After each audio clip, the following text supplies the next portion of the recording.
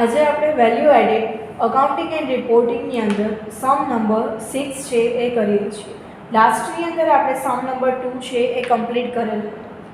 Late see sum number 6 second method of value added accounting and reporting. First of all તમને information આપેલી છે. From the given information of Asmita limited calculate EVA. હવે first of all EVA એટલે શું? તો કે economic value added. હવે કઈ રીતના કેલ્ક્યુલેટ કરશો EVA? ચલો જોઈએ છીએ. ફર્સ્ટ ઓફ ઓલ તમને ટેબલ આપેલું છે year, capital employed, cost of capital, net profit after interest and tax and interest in crore rupees. Right. હવે સૌથી પહેલાં તમને શું કીધું છે કે તમારે EVA ફાઇન્ડ આઉટ કરવાનું છે. હવે EVA નું એક ઇક્વેશન છે. શું ઇક્વેશન છે? અહીંયા જુઓ EVA નું net operating profit after tax. મેં શોર્ટની અંદર લખેલું છે NOPAT. Net operating profit after tax minus cost of capital. Right. તો એના માટે મારે શું જોઈએ? Net operating profit after tax જોઈએ. બટ મારી પાસે તો જે પ્રોફિટ છે કેવો છે? તો કે profit after interest and tax છે. બટ મારે નેટ ઓપરેટિંગ પ્રોફિટ જોઈએ છે. રાઈટ. તો અને કોસ્ટ ઓફ કેપિટલ જોઈએ છે. તો એ બે કેલ્ક્યુલેટ કરી લઈએ તો મને શું મળી જશે? EVA મળી જશે. રાઈટ. હવે સૌથી પહેલાં આપણે શું કરશું? તો કે કેલ્ક્યુલેટ કરશું NOPAT net operating profit after tax, જેનું ઇક્વેશન છે net profit after interest and tax plus interest. Right. તો હવે તમારી પાસે સમની અંદર year wise net profit after tax પણ છે અને ઇન્ટરેસ્ટ પણ છે. રાઈટ.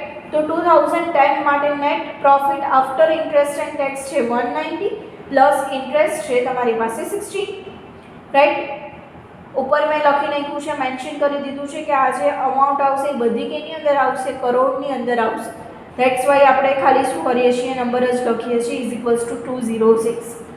2011 માટે net profit after interest and tax is 239 plus interest was 11 is equals to 250, and after that 2012 413 plus 32 is equals to 445. તો શું મળી ગયું તમને? 2010 થી 2012 સુધીનો net operating profit after tax. હવે net operating profit after tax મળી ગયો. હવે શું જોઈએ છે મારે? Cost of capital. Right.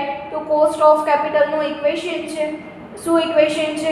Capital employed into cost of capital in percentage. Right. હવે મારે જે વેલ્યુ જોઈએ છે એ કેવી જોઈએ છે? ઇન રૂપીઝ જોઈએ છે. Right. Rupees four in crore. Right. તો 2010 is equals to capital employed છે એ તમને ક્વેશ્ચનની અંદર આપેલી હશે જ 685 ઇન્ટુ પર્સન્ટેજ પણ તમને આપેલા છે કોસ્ટ ઓફ કેપિટલના 16.5%, જે બધામાં કેવા છે? સેમ છે. આપણે શું કરવાનું છે? કેપિટલ એમ્પ્લોયડ ચેન્જ કરી નાખીએ યર વાઇઝ અને ઇન્ટુ શું કરી દઈએ? 16.5%. તો તમને કોસ્ટ ઓફ કેપિટલ 2010 માટે મળે છે 130.025, 134, 1.67 એન્ડ 206.58. ડન. બે વસ્તુ મળી ગઈ. બસ. તો તમને EVA માટે શું કરવાનું છે? આ બેનો difference net operating profit after tax minus cost of capital. તો તમને શું મળી જશે? EVA economic value added.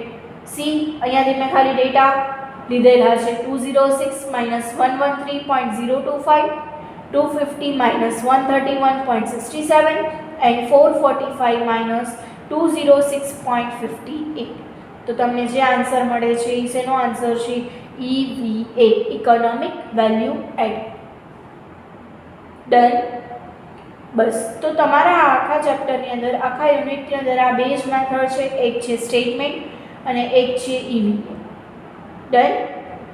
Okay. Thank you.